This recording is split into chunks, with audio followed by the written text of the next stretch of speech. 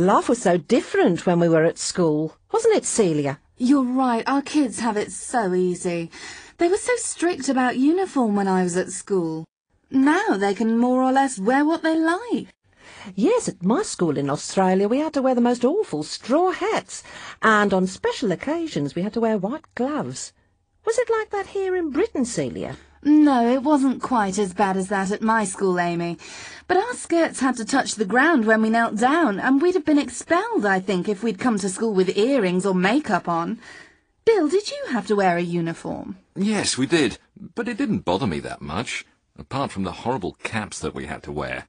Now my son isn't allowed to wear a cap to school, and he'd really like to. Yes, people are perverse, aren't they? The worst thing for me at school was the food, though.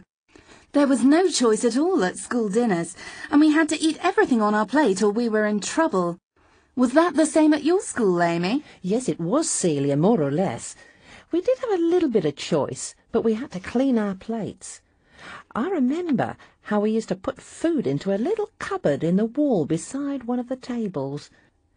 It was a cupboard holding the gas meter, and we got into terrible trouble the next time the man came to read the meter and found a pile of rotting macaroni cheese and cabbage. I quite enjoyed school dinners at our school, but they were terribly unhealthy.